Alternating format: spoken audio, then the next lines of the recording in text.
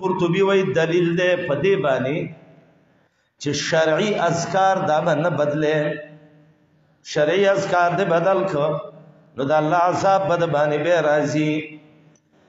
دی خلکو یو نون زیات کړو نو د الله عذاب پر راغی نو هغه خلک چې استوا سه استولا وای او زیاتې ودا سینه چې عذاب د باندې راشي لکه ابو بکر جساس لیکلی دی وای دی آیات کې دلیل دی په دې چې اذکار وارده دا نه بدله شریعت چې کوم ذکرونه ویلي دي صدر الدین ابن ابي العز حنفی شرح عقیدۃ الطحاویہ کې وای دعا عبادت دی او بنا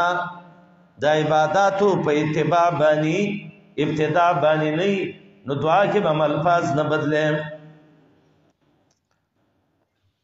بدایع التفسیر کې امام ابن قیم وی تبدیل د اذکارو دا سبب د عذاب الہی دی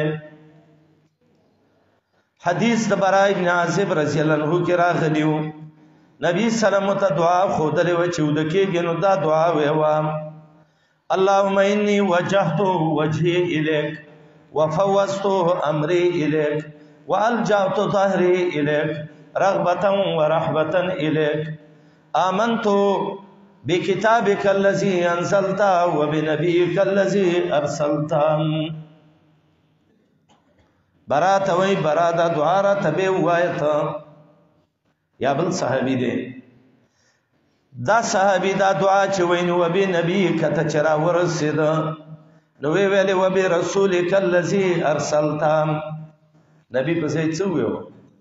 رسول ویو نبی څه ویلو نبی ویلو رسول الله تعالی رسولک موای و بنبیک الذی ارسلت نبی وایا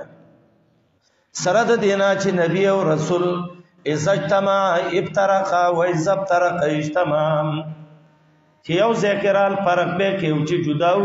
به یو د بل په معنی راځي بس دا دلیل د دې دی چې اذکار شرعیو دغه به غوته نه وای دا به نه بدلې زمنګ یاران چې سلام وګرځي را وګرځي اللهم انت السلام ومنك السلام تبارك ربنا حينا بالسلام واليك يرجع السلام دا حينا بالسلام او يرجع السلام نبی ویلی دی نه نخله بنده ک چې د الله قهر د باندې ران شي اذان وشینو دا اذان رسته الفاظ به داخل کړه اللهم رب هذه الدعوة التامة والصلاة القائمة آت محمدا الوسيلة والفضيلة ندای پکې ورو یو فرزه داخله کړه والدرجة الرفيعة الک خیل کا وګرا چې د الله عذاب د باندې رانه شي فبدل الذين ظلموا قولا غير الذي قيل لهم اذکار شریعت دا نه بدله دیو جنا جنازه کې نو جنازه کې وایا اللهم اغفر له وارحمه وعافه واعف عنه وای خزر څنګه اللهم اغفر له هو یا کنه میت دیو کنه دی دا خزا هو زمیر خو میت تراجی دی اسکار باندې بدلوي کله کله دا دمګری د شریع الفاظ بدل کی یو دمګره دم کوي نو دم کی وای اعوذ بکلمات الله التامات من شر ما اجد لك واحاذر لك ما ته الله لك لك کی ولي وای دا ځان ته نو چې ما اجد او حاضر مله الفاظ ما بدل الله بندا